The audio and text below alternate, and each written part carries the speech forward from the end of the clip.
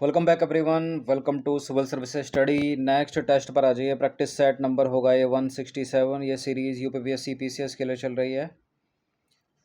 ठीक है, UPPSC PCS की प्रारंभिक परीक्षा का जो नेक्स्ट टॉपिक है, जो जीएस का टॉपिक है, वो है भारतीय राजतंत्र और शासन। ठीक है, संविधान, राजनीतिक प्रणाली, पंचायती राज, लोक नीति और अधिकार, और एग्जैक्ट यही लाइन लिखी है सिलेबस में। ठीक है, तो इस जो टॉपिक है इससे हम कवर करेंगे 100 इम्पोर्टेंट प्रश्नों को। तो चलिए स्टार्ट करते हैं। इस टेस्ट सीरीज़ की या फुल टेस्ट सीरीज़ से जुड़ सकते हैं, नंबर इस पर कॉल या व्हाट्सअप करके। ठीक है, फुल टेस्ट सीरीज़ एक आपको पीडीएफ फॉर्मेट में मिलेगी, एक छोटा सा अमाउंट है। तो जो 1 से 30 तक प्रश्न होंगे वो होंगे भारतीय संविधान के। यूपीएससी पीसीएस के लिए सीरीज़ चल रही है, इंपॉर्टेंट है किसी भी स्टेट के पीसीएस के लिए। फॉर एग्जांपल बीपीएससी के लिए इंपॉर्टेंट है, और यूपी पीसीएस 2026 के लिए भी, और यूपी का जो लोअर पीसीएस है उसके लिए भी। ठीक है, तो 100 क्वेश्चन को कवर करेंगे, और इसमें हम जो है 1 से 30 तक 30 प्रश्नों तक कवर करेंगे। उसमें हम भारतीय संविधान से रिलेटेड प्रश्नों को बनाएंगे। पहला प्रश्न जो है यहाँ पर, भारतीय संविधान की उद्देशिका, इसको प्रस्तावना भी बोलते हैं, इंग्लिश में प्रियम्बल बोलते हैं, इसके संबंध में निम्नलिखित कथनों में से कौन सा इनकरेक्ट है। देखिए, उद्देशिका संविधान का एक अंग है। उद्देशिका को न्यायालय द्वारा लागू नहीं किया जा सकता, और इसमें अब तक केवल एक बार संशोधन किया गया है, और संविधान के अंगीकृत होने की तिथि का उल्लेख उद्देशिका या प्रस्तावना या प्रियम्बल में नहीं है।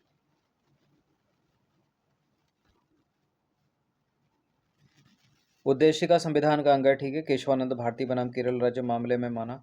उद्देशिका को न्यायालय द्वारा लागू नहीं कराया जा सकता, ये भी ठीक है। इसमें अब तक एक बार संशोधन हुआ है, ठीक है, ये भी ठीक है। वो 3 शब्द जो जोड़े गए इसमें, समाजवादी, पंथ निरपेक्ष, ठीक है, और अखंडता। और संविधान के अंगीकृत होने की तिथि का उल्लेख इसमें है, ये गलत है कि नहीं है लिख रहा है। देखिए, संविधान के अंगीकृत होने की तिथि का उल्लेख इसमें है, ऐसा नहीं है कि नहीं है। तो उद्देशिका या प्रस्तावना के अंत में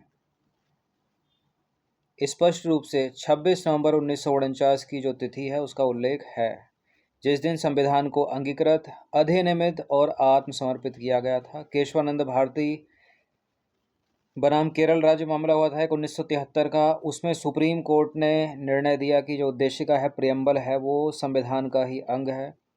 और 42वें संविधान संशोधन 1976 द्वारा इसमें एक बार ही संशोधन हुआ है, ठीक है, जिसके द्वारा 3 नए शब्दों को प्रस्तावना में जोड़ा गया। कौन से हैं वो? समाजवादी, पंथ निरपेक्ष या धर्म निरपेक्ष लिखा आ सकता है, इंग्लिश में सेकुलर इसको बोलते हैं, और अखंडता, याद रखना है इनको। भारतीय संविधान की अनुसूचियों के संदर्भ में निम्नलिखित कथनों पर विचार करेंगे। 8वीं अनुसूची में मूल रूप से 14 भाषाएं थी, वर्तमान में बढ़कर 22 हो चुकी हैं। और 10वीं अनुसूची को 52वें संविधान संशोधन अधिनियम 1985 द्वारा दल बदल विरोधी कानून के तहत जोड़ा गया।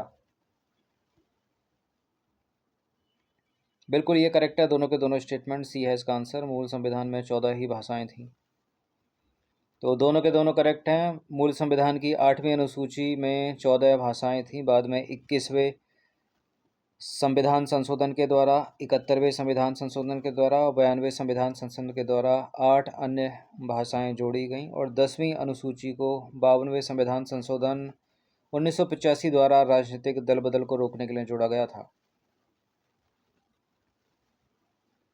क्वेश्चन नंबर 3 पर आ जाइए। संविधान सभा की समितियों और उनके अध्यक्षों के संबंध में निम्नलिखित युग्मों पर विचार करेंगे। संघ शक्ति समिति के सामने जवाहरलाल नेहरू, प्रारूप समिति के सामने डॉक्टर BR अम्बेडकर, प्रांतीय संविधान समिति के सामने सरदार वल्लभ भाई पटेल। उपरोक्त में से कौन सा जो है सही सम्मिलित है इसमें?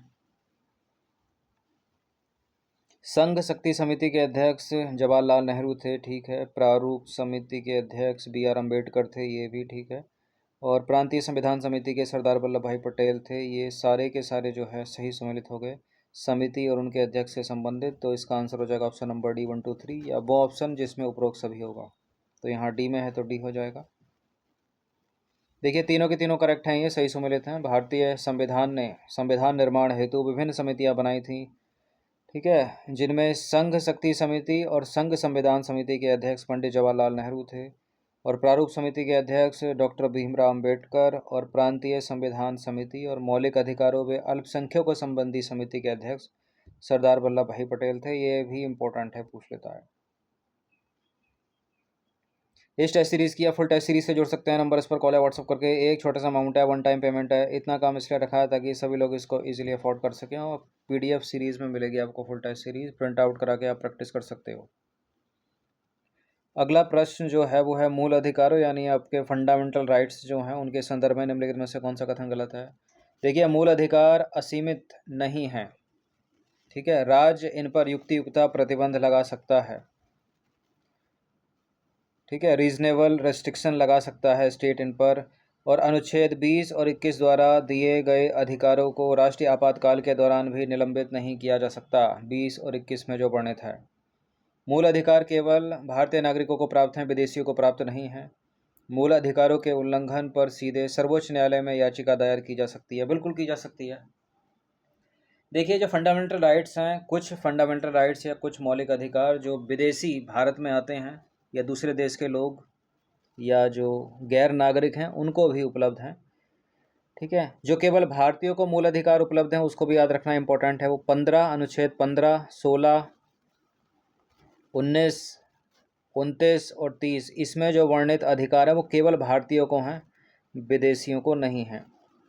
तो यहाँ जो करेक्ट है, पहला भी सही है, दूसरा भी सही है, चौथा भी सही है। ये सी वाला जो है गलत है, जो लिख रहा है कि सभी मूल अधिकार भारतीयों को प्राप्त हैं, विदेशियों को नहीं। देखिए, सी वाला कथन सही नहीं है, क्योंकि कुछ मूल अधिकार जैसे कि अनुच्छेद 14, अनुच्छेद 20, अनुच्छेद 21, अनुच्छेद 21 का ए, 22, 23, 24, 25, 26, 27, 28, ये भारतीय नागरिकों और विदेशियों दोनों को प्राप्त हैं, ठीक है। शत्रु देश को छोड़कर, जो भी भारत का शत्रु होगा उनको तो बहुत सारी चीज़ें बैन है, तो ये भी बैन है। और केवल अनुच्छेद 15 में, 16 में, 19 में, 20 में और 30 में जो मौलिक अधिकार हैं वो केवल भारतीय नागरिकों को ही प्राप्त हैं, विदेशियों को नहीं, ठीक है। विदेशी और भारतीयों को 14, 20, 21, 21 का ए, 22, 23, 24, 25, 26, 27, 28 ये प्राप्त हैं। ये बहुत तेज़ बारिश स्टार्ट हो गई, कुछ हल्की सी अगर नॉइस आए तो इग्नोर कर देना उसको बैकग्राउंड में। भारतीय संविधान में राज्य के नीति निर्देशक तत्वों यानी DPSP, directive principle of the state policy के संदर्भ में निम्नलिखित कथनों पर विचार करेंगे। नीति निर्देशक तत्व न्यायालय द्वारा गैर न्याय संगत यानी नॉन जस्टिसेबल हैं। इनका मुख्य उद्देश्य भारत में कल्याणकारी राज्य की स्थापना करना है। देखिए, जैसे मौलिक अधिकार तो जस्टिसेबल थे, लेकिन ये नॉन जस्टिसेबल हैं, नीति निर्देशक तत्व, ठीक है। इनको लागू कराने के लिए कोई रिट याचिका हाई कोर्ट या सुप्रीम कोर्ट में नहीं दायर की जा सकती, और बिल्कुल ये इनका उद्देश्य है भारत में कल्याणकारी राज्य की स्थापना करना। दोनों के दोनों करेक्ट हैं, ये सी है इसका आंसर। देखिए, संविधान के भाग 4 में अनुच्छेद 36 से लेकर अनुच्छेद 51 में वर्णित है नीति निर्देशक तत्व। ये गैर न्याय संगत हैं, नॉन जस्टिसेबल हैं। इनके उल्लंघन पर न्यायालय नहीं जाया जा सकता। हालांकि ये देश के शासन में मूलभूत हैं और इनका मुख्य लक्ष्य सामाजिक, आर्थिक, लोकतंत्र और कल्याणकारी राज्य की स्थापना करना है। बड़े स्टेटमेंट है, इसमें थोड़ा तीव्र गति से चल रहा हूँ मैं। भारतीय संविधान के अनुच्छेद 368 के तहत जो संविधान संशोधन विधेयक होता है यानी कॉन्स्टिट्यूशन अमेंडमेंट बिल जो होता है, उसके संबंध में निम्नलिखित में से कौन सा कथन गलत है। देखिए, यह विधेयक संसद के किसी भी सदन में प्रस्तुत किया जा सकता है, यानी लोकसभा में भी प्रस्तुत किया जा सकता है और राज्यसभा में भी प्रस्तुत किया जा सकता है। इसे प्रस्तुत करने के लिए राष्ट्रपति की पूर्व अनुमति की आवश्यकता होती है। इस विधेयक के संदर्भ में दोनों सदनों में गतिरोध अगर हो जाए तो संयुक्त बैठक यानी जॉइंट सिटिंग उसका प्रावधान नहीं है, बोल रहा है। और राष्ट्रपति इस विधेयक पर अपनी सहमति रोकने या पुनर्विचार के लिए लौटाने का अधिकार नहीं रखते। जो कॉन्स्टिट्यूशन अमेंडमेंट बिल है, संविधान संशोधन विधेयक जो होता है, बिल्कुल उस पर जॉइंट सिटिंग अलाउ तो है नहीं, वो साधारण विधेयक पर है। तो ये वाला स्टेटमेंट तो सही हो गया। संसद के किसी भी सदन में लाया जा सकता है, लोकसभा हो या राज्यसभा, ये भी ठीक हो गया। राष्ट्रपति इस विधेयक पर अपनी सहमति रोकने या पुनर्विचार के लिए लौटाने का अधिकार नहीं रखते, ये वाली बात भी ठीक है। इसे प्रस्तुत करने के लिए राष्ट्रपति की पूर्व अनुमति अनिवार्य है, ये गलत है। संविधान संशोधन विधेयक के लिए राष्ट्रपति की पूर्व स्वीकृति की आवश्यकता नहीं है, धन विधेयक के मामले में है। देखिए, दूसरा वाला यहाँ पर गलत हो गया। संविधान संशोधन विधेयक को संसद के किसी भी सदन में मंत्री या गैर सरकारी सदस्य द्वारा बिना राष्ट्रपति की पूर्व अनुमति के प्रस्तुत किया जा सकता है। 24वें संविधान संशोधन जो हुआ था 1971 में, उसके अनुसार राष्ट्रपति ऐसे विधेयक पर सहमति देने के लिए बाध्य हैं। क्वेश्चन नंबर 7 पर आ जाइए। भारत में आपातकालीन प्रावधानों के संदर्भ में निम्नलिखित कथनों पर विचार करेंगे। 3 कथन है यहाँ पर, 3 स्टेटमेंट वाला प्रश्न है ये। अनुच्छेद 352 के तहत राष्ट्रीय आपातकाल की घोषणा केवल युद्ध, बाह्य आक्रमण या सशस्त्र विद्रोह के आधार पर की जा सकती है। राष्ट्रीय आपातकाल के दौरान संसद राज्य सूची के विषयों पर कानून बना सकती है। वैसे तो राज्य सूची के विषयों पर राज्यसभा कानून बनाती है, लेकिन जब राष्ट्रीय आपातकाल चलेगा तो संसद, हमारी पार्लियामेंट जो है वो राज्य सूची के विषयों पर कानून बना सकती है। ठीक है, ये वाली बात, पहली वाली बात भी करेक्ट है। अनुच्छेद 360 के तहत वित्तीय आपातकाल जो फाइनेंस इमरजेंसी होती है, फाइनेंशियल इमरजेंसी, उसकी अधिकतम सीमा संविधान में 3 वर्ष निर्धारित की गई है। ये वाली बात गलत है। ठीक है, इसकी समय सीमा निर्धारित नहीं है, तो यहाँ पर जो है केवल पहला और दूसरा ही सही होगा। और जहाँ जहाँ 3 है, यदि हम उसको एलिमिनेट कर दें तो पूरा उत्तर अपने को मिल जाएगा। तो पहला और दूसरा वाला जो है सत्य है, तीसरा वाला असत्य है, क्योंकि अनुच्छेद 360 के तहत वित्तीय आपातकाल की कोई अधिकतम समय सीमा निर्धारित नहीं की गई है। यह एक बार अनुमोदित होने के बाद संसद की पूर्व मंजूरी के बिना भी अनिश्चित काल के लिए जारी रह सकता है। कितने बार अभी तक वित्तीय आपातकाल लागू हुआ है भारत में? 1 बार भी नहीं। और राष्ट्रीय आपातकाल कितनी बार हुआ है? 3 बार। और राज्य आपातकाल यानी जो स्टेट की इमरजेंसी है वो तो लगती रहती है किसी न किसी राज्य में। नागरिकता या सिटीजनशिप के संबंध में 8वां प्रश्न है। भारतीय संविधान एकल नागरिकता का प्रावधान करता है, जो ब्रिटेन के संविधान से लिया गया है। नागरिकता से संबंधित कानून बनाने की जो अनन्य शक्ति है वो संसद के पास निहित है। ये कुछ फैक्ट हैं। यहाँ स्टेटमेंट बना के पूछेगा, ABCD बनाकर ही पूछ सकता है आसान प्रश्न को करने के लिए, कि नागरिकता से संबंधित कानून बनाने की शक्ति किसके पास है? संसद के पास, प्रधानमंत्री के पास, राष्ट्रपति के पास, सर्वोच्च न्यायालय के न्यायाधीश के पास। तो पार्लियामेंट आंसर हो जाएगा। और ये भी फैक्ट है, ब्रिटेन से लिया गया, दोनों के दोनों सही हैं। तो इसका जो आंसर हो जाएगा ऑप्शन नंबर C हो जाएगा।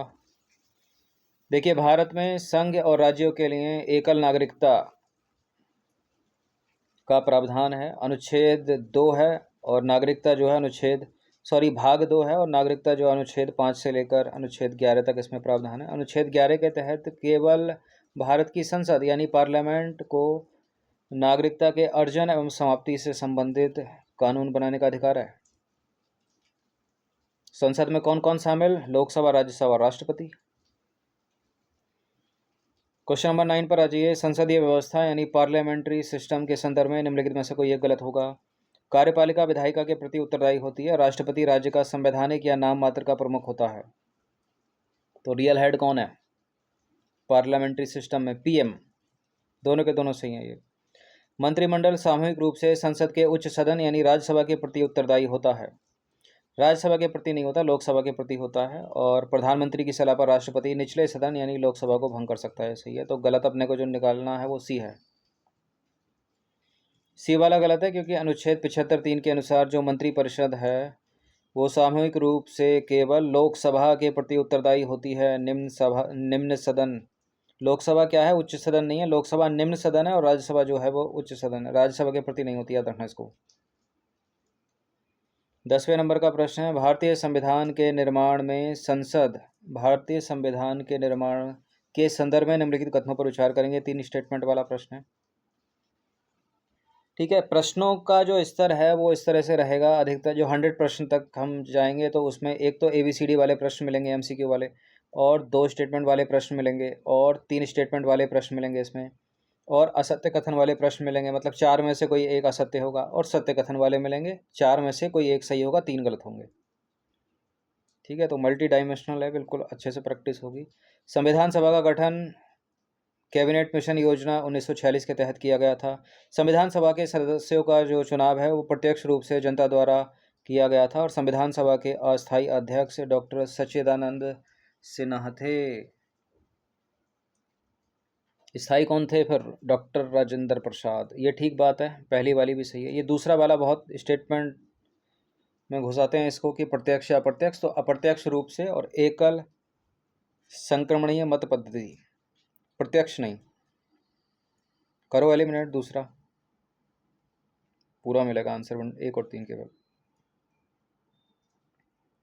तो पहला और तीसरा सही है, दूसरा वाला सही नहीं है, क्योंकि संविधान सभा के सदस्यों का जो चुनाव है वो प्रांतीय विधानसभाओं के सदस्यों द्वारा अप्रत्यक्ष रूप से एकल संक्रमणीय मत पद्धति के द्वारा किया गया था, न कि प्रत्यक्ष। याद रखना इसको।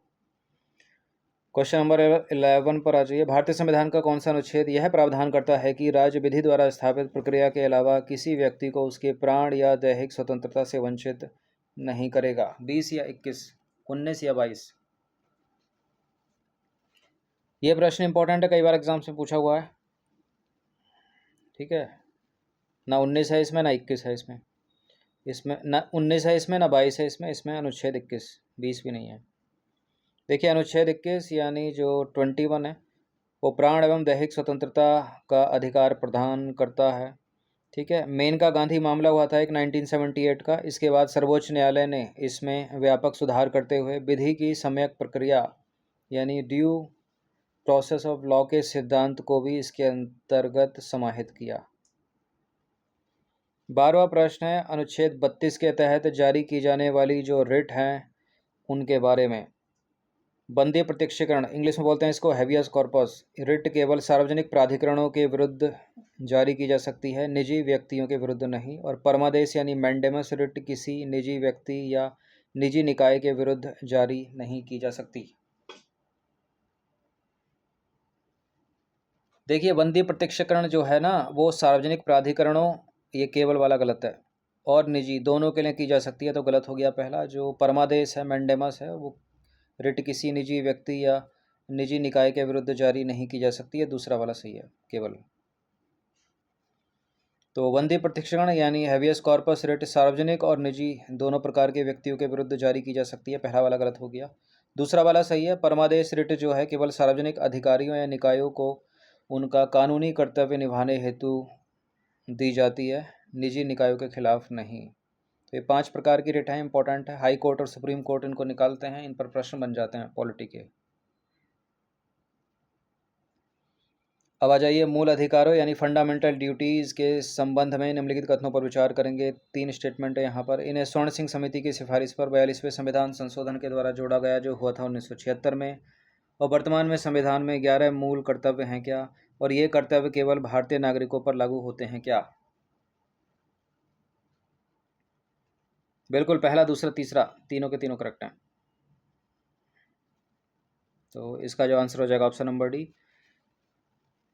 मूल संविधान में मौलिक कर्तव्य नहीं थे, 42वें संविधान संशोधन के द्वारा इनको बाद में जोड़ा गया, यानी अनुच्छेद 4 का ए में इनको डाला गया। अनुच्छेद 51 ए से स्टार्ट होते हैं, 51 का ए बी सी डी इस तरह से। ठीक है, जब जोड़े गए तो 10 थे, एक बाद में जोड़ा गया। ठीक है, उसके लिए 86वां संविधान संशोधन किया गया सन 2002 में। ठीक है, तो एक और जोड़ा गया तो 10 और 1 11 हो गए। वर्तमान में अभी भी 11 हैं, ये केवल नागरिकों के लिए हैं, यानी जो भारत का सिटीजन है उसके लिए। बहुत पूछते हैं इसको। यूनिफॉर्म सिविल कोड लागू करने का प्रयास करेगा, कौन करेगा? राज्य। समान नागरिक संहिता यानी यूनिफॉर्म सिविल कोड लागू करने का प्रयास करेगा भारतीय संविधान के कौन से अनुच्छेद में और कौन से भाग में?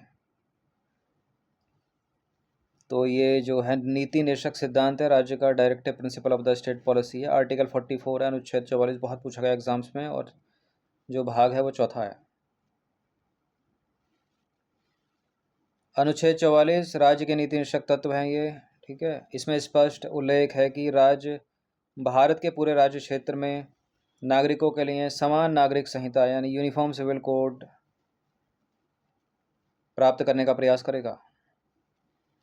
15वां प्रश्न है प्रस्तावना के बारे में, उद्देशिका के बारे में, इंग्लिश में प्रियम्बल इसको बोलते हैं। प्रस्तावना में प्रयुक्त शब्दों के क्रम से संबंधित निम्नलिखित कथनों पर विचार करेंगे। प्रस्तावना में भारत को एक संपूर्ण प्रभुता संपन्न समाजवादी पौंत निरपेक्ष लोकतांत्रिक गणराज्य घोषित किया गया है। प्रस्तावना में 3 प्रकार के न्याय का उल्लेख है, सामाजिक, आर्थिक और राजनीतिक न्याय। और स्वतंत्रता अगर पूछ ले तो 5 प्रकार की स्वतंत्रता है, 2 प्रकार की समता है। ये बड़ा चीज़ इंपॉर्टेंट है, पूछ लेता है। स्टेटमेंट एलिमिनेट करवा देंगे एग्जामिनर। ठीक है, बोल देंगे 5 प्रकार का न्याय है। 5 प्रकार का न्याय नहीं है, 3 प्रकार का न्याय है। सामाजिक, आर्थिक और राजनीतिक न्याय, और 5 प्रकार की स्वतंत्रता है, 2 प्रकार की समता है। ये फिलहाल यहाँ दोनों के दोनों सही हैं, सी होगा इसका आंसर। तो ये एक्सप्लेनेशन बड़ी इंपॉर्टेंट है, छोटी सी। देखिए, प्रस्तावना का जो सही क्रम है वो संपूर्ण प्रभुत्व संपन्न समाजवादी पंथ निरपेक्ष लोकतांत्रिक गणराज्य, ठीक है। और इसमें 3 प्रकार के न्याय का उल्लेख है, सामाजिक न्याय, आर्थिक न्याय और राजनीतिक न्याय। और 5 प्रकार की जो है स्वतंत्रता है, कौन सी? विचार की स्वतंत्रता, अभिव्यक्ति की स्वतंत्रता, धर्म की स्वतंत्रता, ठीक है, और विश्वास की स्वतंत्रता। धर्म या आस्था एक ही बात है, और उपासना की स्वतंत्रता। 5 हो गई। अगर स्टेटमेंट बनाए एग्जाम्स में कि आर्थिक स्वतंत्रता है और राजनीतिक स्वतंत्रता है, तो गलत हो जाएगा, क्योंकि सामाजिक, आर्थिक और राजनीतिक तो न्याय है। न्याय जो स्वतंत्रता है वो विचार की, अभिव्यक्ति की, विश्वास की, धर्म या उपासना की, धर्म या आस्था की और उपासना की स्वतंत्रता है। और 2 प्रकार की समता या समानता है, कौन कौन सी? प्रतिष्ठा और अवसर की। प्रतिष्ठा की समता और अवसर की समता या समानता का उल्लेख है, ठीक है। अवसर की समानता और प्रतिष्ठा की समानता। नंबर 16 पर आ जाइए। अनुच्छेद 368 के अंतर्गत संविधान के मूल ढांचे यानी बेसिक स्ट्रक्चर के सिद्धांत के संबंध में कौन सा कथन गलत है? यह सिद्धांत सर्वोच्च न्यायालय द्वारा केशवानंद भारती बनाम केरल राज्य मामले में प्रतिपादित किया गया था। 1973 की यह बात है। संविधान में मूल ढांचे की एक स्पष्ट और विस्तृत परिभाषा दी गई है। संसद मूल ढांचे को परिभाषित करने वाला संशोधन नहीं कर सकती, और न्यायिक समीक्षा यानी जुडिशियल रिव्यू को मूल ढांचे का भाग माना गया है। कौन सा गलत है इसमें? बेसिक स्ट्रक्चर पहला वाला सही है। संविधान में मूल ढांचे की एक स्पष्ट और विस्तृत परिभाषा दी गई है, और संसद मूल ढांचे को प्रभावित करने वाला संशोधन नहीं कर सकती। देखिए, इसमें जो इनकरेक्ट है वो है बी वाला स्टेटमेंट। संविधान में मूल ढांचे की स्पष्ट और विस्तृत परिभाषा दी गई है, नहीं दी गई है। संसद मूल ढांचे को प्रभावित करने वाला संशोधन नहीं कर सकती, ठीक है। अगर करेगी तो जो सुप्रीम कोर्ट है उस ऐसे कानून को शून्य घोषित कर देगा। जुडिशियल रिव्यू यानी न्यायिक समीक्षा को मूल ढांचे का भाग माना गया है, ठीक है। डी भी सही है, तो बी गलत है। देखिए, भारतीय संविधान में कहीं भी मूल ढांचे यानी बेसिक स्ट्रक्चर शब्द को परिभाषित नहीं किया गया है। यह विचार पूरी तरह से सर्वोच्च न्यायालय के न्यायिक निर्णयों के माध्यम से विकसित हुआ है, ठीक है। तो ये जो बोल रहा है ना परिभाषा दी गई है, कहीं नहीं है। चलिए, अगला 17वां प्रश्न है कि संविधान के स्रोतों के संबंध में निम्नलिखित कथनों में से कौन सा युग्म जो है वो सही सम्मिलित है? समवर्ती सूची के सामने ऑस्ट्रेलिया का संविधान लिखा है, राष्ट्रपति का निर्वाचन मंडल आयरलैंड का संविधान लिखा है, मौलिक अधिकार के सामने संयुक्त राज्य अमेरिका का संविधान लिखा है।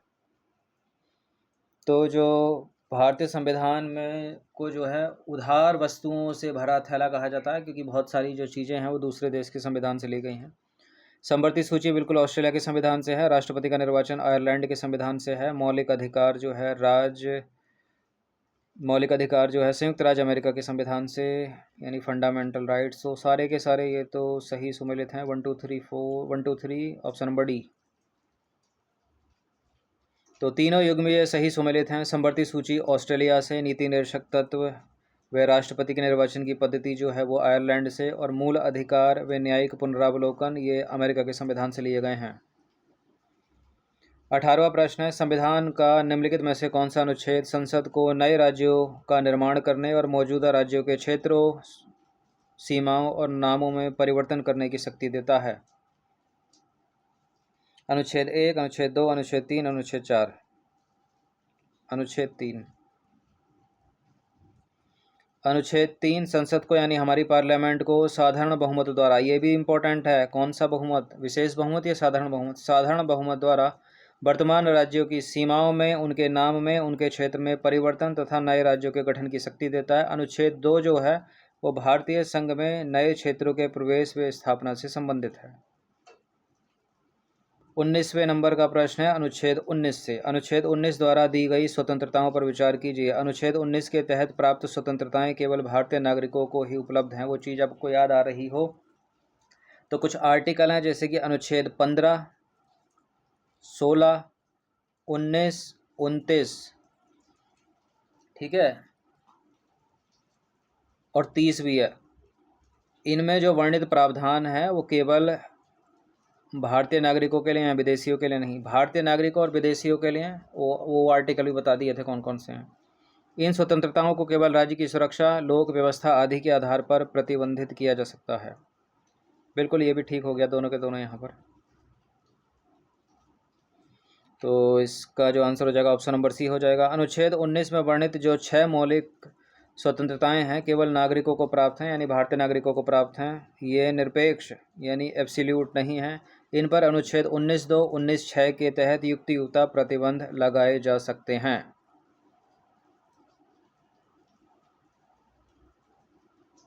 ठीक है, वो प्रतिबंध कैसे लगेंगे? आपातकाल में। अनुच्छेद 14 पर आ जाइए। अनुच्छेद 14 में जो है विधि के समक्ष समता और विधियों के समान संरक्षण का प्रावधान करता है अनुच्छेद 14। इसके संबंध में कौन सा कथन गलत है? विधि के समक्ष समता का जो विचार है वो ब्रिटिश परंपरा से लिया गया है। विधियों का समान संरक्षण अमेरिकी संविधान से लिया गया है। विधि के समक्ष समता एक नकारात्मक अवधारणा है, जबकि विधियों के समक्ष समता एक सकारात्मक अवधारणा है, जबकि विधियों का समान संरक्षण एक नकारात्मक अवधारणा है। यहाँ विधि का मतलब कानून है, विधियों या कानूनों। राष्ट्रपति और राज्यपालों को अनुच्छेद 361 के तहत इस अधिकार से विशेषाधिकार या छूट प्राप्त है, आर्टिकल 14 से।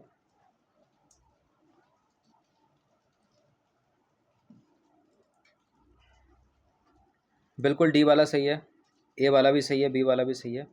ये जो सी वाला है इसमें अल्टा पल्टी की गई है, ठीक है, क्योंकि विधि के समक्ष समता ये एक नकारात्मक अवधारणा है और विधियों का समान संरक्षण ये एक सकारात्मक अवधारणा है। तो ए सही है, बी सही है, डी सही है। ये सी वाला जो है वो सही नहीं है और यही आंसर है।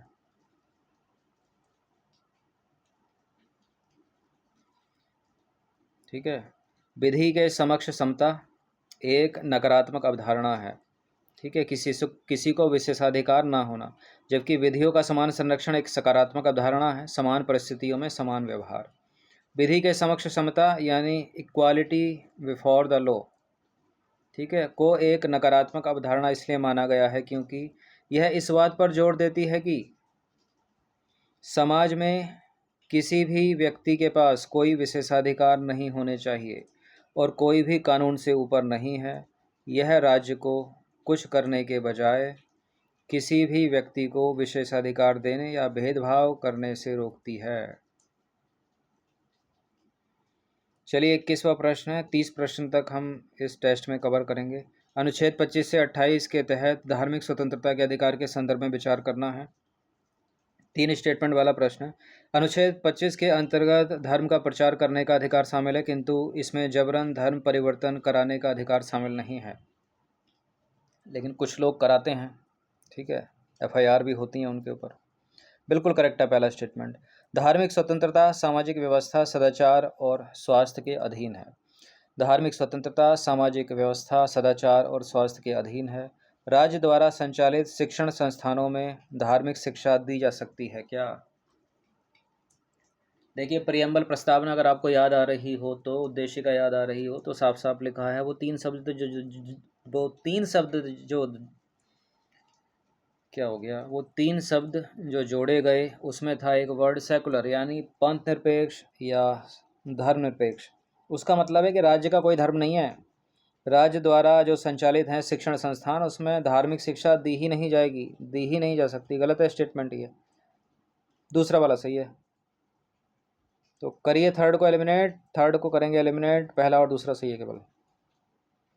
तो पहला और दूसरा सत्य है, तीसरा वाला सही नहीं है, क्योंकि भारतीय संविधान के अनुच्छेद 28 के अनुसार राज्य निधि या सरकारी निधि से पूर्ण रूप से संचालित किसी भी शिक्षण संस्थान में कोई धार्मिक शिक्षा या धार्मिक निर्देश नहीं दिया जा सकता। यह नियम देश के सर्कुलर यानी पंथ निरपेक्ष स्वरूप को बनाए रखने के लिए है।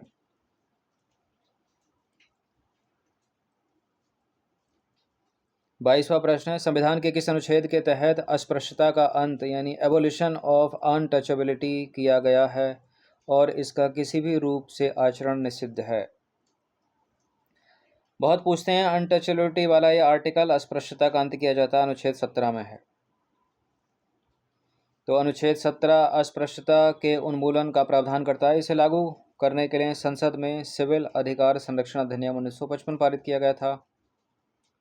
नंबर 23 पर आ जाइए। राष्ट्रीय आपातकाल यानी अनुच्छेद 352 के प्रभाव के संबंध में निम्नलिखित कथनों पर विचार करेंगे। जब राष्ट्रीय आपातकाल लागू होता है तो अनुच्छेद 19 स्वतः ही निलंबित हो जाता है यदि आपातकाल युद्ध या बाह्य आक्रमण के आधार पर घोषित हुआ हो। यदि आपातकाल सशस्त्र विद्रोह के आधार पर लगा हो तो अनुच्छेद 19 स्वतः निलंबित नहीं होता। इंपॉर्टेंट है ये दोनों। बिल्कुल, यदि जो राष्ट्रीय आपातकाल वो युद्ध या बाह्य आक्रमण के आधार पर घोषित किया जाता है तो आर्टिकल 19 में जितने भी प्रावधान हैं 6 हैं वो स्वतः ही निलंबित हो जाते हैं। लेकिन अगर सशस्त्र विद्रोह के आधार पर लागू हुआ होगा तो स्वतः निलंबित वो नहीं होते। ये दोनों के दोनों ठीक हैं स्टेटमेंट यहाँ पर। तो इसका जो आंसर हो जाएगा ऑप्शन नंबर सी हो जाएगा। ठीक है, देखिए बार बार प्रैक्टिस ही एग्ज़ाम हॉल तक आपको याद रखेगी चीज़ें, तो बार बार प्रैक्टिस करना। 44वें संविधान संशोधन 1978 द्वारा अनुच्छेद 358 में संशोधन करके यह व्यवस्था की गई कि अनुच्छेद 19 केवल युद्ध या बाह्य आक्रमण के आधार पर लगे आपातकाल में निलंबित होगा, न कि सशस्त्र विद्रोह के आधार पर। याद रखना इस चीज़ को। संविधान के अनुच्छेद 19 के तहत मिलने वाले 6 मौलिक अधिकार केवल युद्ध या बाह्य आक्रमण के आधार पर घोषित राष्ट्रीय आपातकाल के दौरान ही स्वतः निलंबित होते हैं। सशस्त्र विद्रोह या आंतरिक आपातकाल के आधार पर अनुच्छेद 19 नहीं निलंबित किया जा सकता। याद रखना इसको, आसान भाषा में समझा दिया ये नीचे वाला। चलिए 24वां प्रश्न है, द्विसदनीय विधायिका। द्विसदनीय विधायिका हर स्टेट में तो है नहीं, भारत में गिने चुने स्टेट में, उसके बारे में कौन सा कथन गलत है? यूपी में है क्या? उत्तर प्रदेश में? उत्तर प्रदेश में है उत्तर प्रदेश में। बिहार में है, बिहार में भी है। महाराष्ट्र में है, महाराष्ट्र में भी है। कर्नाटक में, कर्नाटक में है। आंध्र प्रदेश में है, उसमें भी है। तेलंगाना में है, उसमें भी है। पंजाब में नहीं है, उत्तराखंड में नहीं है। तो चलो चारों पढ़ते हैं। केंद्र में द्विसदनीय व्यवस्था 1919 के तहत 1919 के भारत सरकार अधिनियम द्वारा शुरू की गई थी और भारत के सभी राज्यों में द्विसदनीय विधायिका यानी विधानसभा और विधान परिषद मौजूद है। लो यहीं गलती पकड़ी गई इसकी, तो गलत हो गया दूसरा वाला। संविधान का अनुच्छेद 169 विधान परिषद के उत्साधन यानी एबोलिशन या सृजन की प्रक्रिया बताता है। बताता ही होगा, बताता है, इम्पोर्टेंट है। संसद राज्य विधानसभा की सिफारिश पर विधान परिषद का गठन कर सकती है। विधान परिषद का गठन कैसे हो रहा है? संसद, पार्लियामेंट करेगी। कैसे करेगी? विधानसभा की सिफारिश पर। ठीक है, उस राज्य की विधानसभा की सिफारिश पर। तो बी सही नहीं है क्योंकि भारत के सभी राज्यों में द्विसदनीय व्यवस्था नहीं है। वर्तमान में केवल 6 राज्यों में, कौन कौन से? उत्तर प्रदेश, बिहार, महाराष्ट्र, कर्नाटक, आंध्र प्रदेश और तेलंगाना में ही विधान परिषदें अस्तित्व में हैं और इसी क्रम में याद रखिएगा, याद हो जाएगा। 25वें नंबर का यह प्रश्न है, संविधान पीठ यानी कॉन्स्टिट्यूशनल बेंच के संदर्भ में निम्नलिखित कथनों पर विचार करेंगे। 3 स्टेटमेंट है यहाँ पर। कॉन्स्टिट्यूशनल बेंच या संविधान पीठ में कम से कम 5 न्यायाधीश शामिल होते हैं। संविधान की व्याख्या से जुड़ा कोई जो महत्वपूर्ण विधि का प्रश्न है होने का संविधान की व्याख्या से जुड़ा कोई महत्वपूर्ण विधि का प्रश्न होने पर इसका गठन किया जाता है। इसका किसका है? संविधान पीठ जो है कॉन्स्टिट्यूशन बेंच। राष्ट्रपति जो हैं वो राष्ट्रपति द्वारा अनुच्छेद 143 के तहत मांगे गए परामर्श के लिए भी संविधान पीठ गठित होती है। अब तीसरा स्टेटमेंट अटका दिया। क्या तीसरे से एलिमिनेट हो रहा है? हो रहा है। अगर तीसरा गलत हो गया तो ये एलिमिनेट हो जाएगा और तीसरा अगर सही हो गया, पहला दूसरा तो सही है, तो तीनों सही हो जाएंगे। ठीक है, तो तीसरा वाला भी सही है, तीनों सही हो गए। राष्ट्रपति जो है, राष्ट्रपति द्वारा अनुच्छेद 143 के तहत मांगे गए परामर्श के लिए भी संवैधानिक पीठ गठित होती है। ठीक है, 5 जज बैठते हैं इसमें कॉन्स्टिट्यूशनल बेंच में।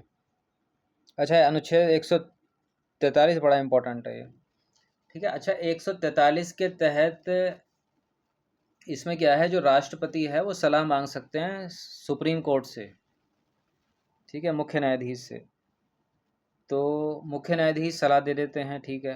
तो जो मुख्य न्यायाधीश द्वारा जो दी गई सलाह होती है वो बाध्यकारी होती है, सलाहकारी प्रकृति की होती है? वो सलाहकारी प्रकृति की होती है, ठीक है। राष्ट्रपति उसको माने ना माने उनका मन, और राष्ट्रपति ने सलाह मांगी और सुप्रीम कोर्ट ने दी, तो ये भी कोई मैंडेटरी नहीं है, ठीक है, उसका मन नहीं दे वो, लेकिन इतनी अंडरस्टैंडिंग रहती है कि ऐसा होता नहीं है कभी। अनुच्छेद 145(3) स्पष्ट करता है कि संविधान की व्याख्या का कोई मामला या अनुच्छेद 143 के तहत राष्ट्रपति द्वारा भेजा गया संदर्भ सुनने के लिए कम से कम 5 न्यायाधीशों की पीठ या कॉन्स्टिट्यूशनल बेंच का होना अनिवार्य है, ठीक है। तो राष्ट्रपति द्वारा अनुच्छेद 143 के तहत मांगे गए परामर्श के लिए भी संवैधानिक पीठ गठित होती है, ठीक है। 26वें नंबर का प्रश्न है वो है संविधान सभा की अंतिम बैठक की स्थिति को हुई थी, तो ये हुई थी जनवरी में 1950 में। कब? 24 जनवरी 1950 को, ठीक है, क्योंकि 26 जनवरी को तो लागू हो गया था। देखिए, संविधान सभा की जो अंतिम बैठक है वो 24 जनवरी 1950 को हुई थी, जिस दिन सदस्यों ने संविधान पर हस्ताक्षर किए और डॉक्टर राजेंद्र प्रसाद को भारत का प्रथम राष्ट्रपति चुना। 27वें नंबर का प्रश्न है संविधान के भाग 3 के संबंध में निम्नलिखित कथनों पर विचार करेंगे। इसे भारत का मैग्ना कार्टा कहा जाता है। इसमें अनुच्छेद 12 से लेकर अनुच्छेद 35 तक शामिल है। बिल्कुल, मूल अधिकार 12 से 35 तक हैं, और 36 से 51 तक फिर क्या है? नीति निदेशक सिद्धांत। और फिर 51 में ही संशोधन हुआ है, 51A में जो जोड़ा गया है वो है मूल कर्तव्य, ठीक है, 11 हैं। फिलहाल ये दोनों के दोनों सही हैं, ठीक है। भाग 3 है नागरिकों के मौलिक अधिकारों की विस्तृत व्याख्या है, 12 से 35 तक अनुच्छेद, ठीक है। भारत के न्याय का मैग्ना कार्टा इसको कहा जाता है। 28वें नंबर का प्रश्न है निम्नलिखित में से कौन सा अधिकार अनुच्छेद 21 के अंतर्गत प्राण एवं दैहिक स्वतंत्रता के अधिकार का अंग नहीं घोषित किया गया है? निजता का अधिकार, राइट टू प्रिवेसी, ये तो यूपीएससी ने ही पूछा, 21 से संबंधित है ये। स्वच्छ पर्यावरण का अधिकार, right to a clean environment, जो कि मिल नहीं रहा भारत में, ठीक है।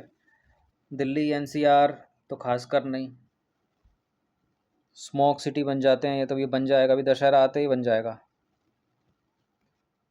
हड़ताल करने का अधिकार ये नहीं है।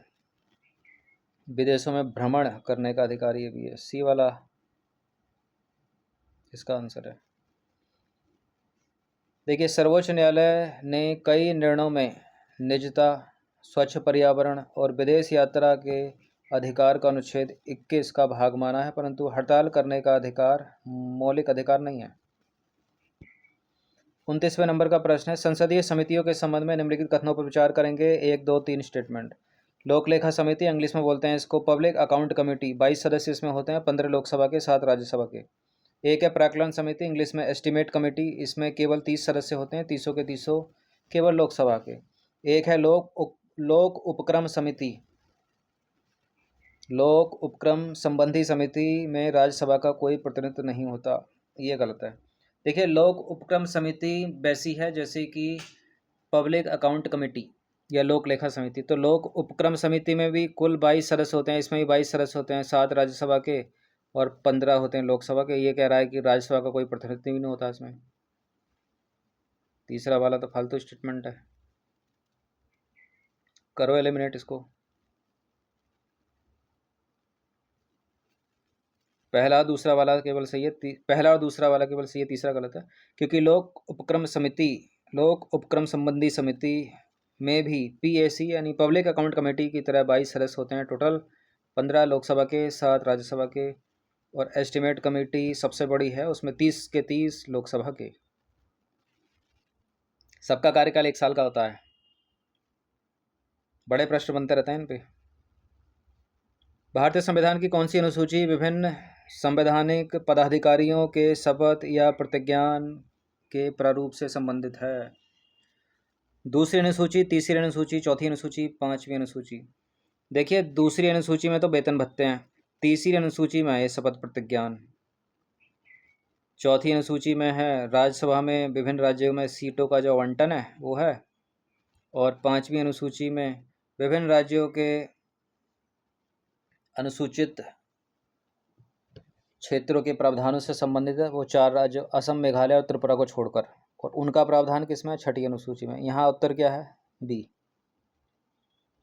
देखिए भारतीय संविधान की जो तीसरी अनुसूची जो है थर्ड शेड्यूल, इसमें जो है विभिन्न संवैधानिक पदाधिकारियों द्वारा पद ग्रहण करते समय ली जाने वाली शपथ या प्रतिज्ञान, इंग्लिश में बोलते हैं ओथ या अफर्मेशन, के प्रारूप या प्रपत्र दिए गए हैं। दूसरी अनुसूची जो है वेतन और भत्तों से संबंधित है। अच्छा, ये तो आसान सा एक प्रश्न हो गया ABCD बनाकर, लेकिन इसको थोड़ा एग्जामिनर थोड़ा कठिन बना देगा। ये पूछ लेगा कि किस किस पदाधिकारी की इसमें शपथ है, तो वो यहाँ इम्पोर्टेंट है। तो इसमें संघ यानी केंद्र के मंत्रियों की शपथ है। इसमें संसद के सदस्यों की शपथ है जो MPs होते हैं। ठीक है। अच्छा, इसमें ये पूछ ले तो क्या संविधान की तीसरी अनुसूची में लोकसभा के अध्यक्ष और उपाध्यक्ष की शपथ है? तो उसका उत्तर हो जाएगा नहीं है, क्योंकि वो लोकसभा का अध्यक्ष या उपाध्यक्ष बनने से पहले तो MPs ही होता है ना, उन्हीं में से एक चुना जाता है। तो पहले ही वो संसद के सदस्य के रूप में शपथ लेगा, तो वो फिर अलग से शपथ क्यों लेगा लोकसभा का अध्यक्ष या उपाध्यक्ष? तो वो चीज़ भी इम्पोर्टेंट है, उसको याद रखना। अच्छा, इसमें सुप्रीम कोर्ट के और हाई कोर्ट के जजों की इसमें शपथ है तीसरी अनुसूची में। और भारत के नियंत्रक एवं महालेखा परीक्षक CAG की इसमें शपथ है। अगर AG आ जाए तो AG की नहीं है, CAG की है, यानी अटॉर्नी जनरल की नहीं है, कॉम्प्ट्रोलर एंड ऑडिटर जनरल की है। राज्य के मंत्रियों की इसमें शपथ है। और राज्य विधानमंडल के जो सदस्य हैं MLAs, ठीक है, MLCs, उनकी है वह इसमें। एक नोट याद रखना, राष्ट्रपति उपराष्ट्रपति की इसमें शपथ है तीसरी अनुसूची में? नहीं है। ठीक है। राष्ट्रपति और राज्यपाल की इसमें शपथ नहीं है।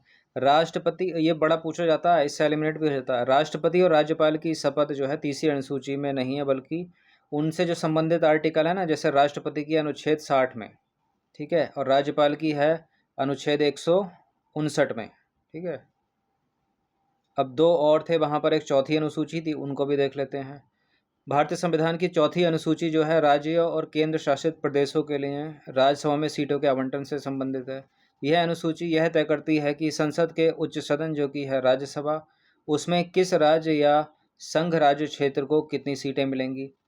अब पांचवी अनुसूची पे आ जाइए। पांचवी अनुसूची जो है भारतीय संविधान की, वो असम, मेघालय, त्रिपुरा और मिजोरम को छोड़कर अन्य जितने भी राज्य हैं उन राज्यों के अनुसूचित क्षेत्रों यानी शेड्यूल्ड एरियाज और अनुसूचित जनजातियों यानी शेड्यूल्ड ट्राइब के प्रशासन और नियंत्रण से संबंधित प्रावधानों का वर्णन करती है। अच्छा, इन 4 राज्यों को छोड़ दिया तो इनकी बारी कहाँ आएगी? अब इनकी बारी आ जाएगी छठी अनुसूची में। छठी अनुसूची में क्या है? पूर्वोत्तर के 4 राज्यों असम, मेघालय, त्रिपुरा और मिजोरम के जनजातीय क्षेत्रों के प्रशासन से संबंधित है छठी अनुसूची, इन 4 राज्यों के। यह इन क्षेत्रों के आदिवासियों को अपनी संस्कृति, जमीन और परंपराओं की रक्षा करने के लिए विशेष स्वशासन का अधिकार देती है। तो इस टेस्ट को हम यहीं समाप्त करते हैं। ठीक है। नेक्स्ट जो हम कवर करेंगे वो होगा राजनीतिक प्रणाली और संघवाद। इस पे 31 से 50 तक कवर करेंगे, फिर उसके बाद 51 से कुछ प्रश्नों तक, ठीक है, जो पूरा टॉपिक है उसको कवर कर देंगे। 100 प्रश्न बड़े इंपॉर्टेंट होने वाले हैं, जो इनकी क्विक रिवीजन कर लीजिएगा। ठीक है। और इसी तरह के प्रश्न एग्जाम में भी मिलेंगे।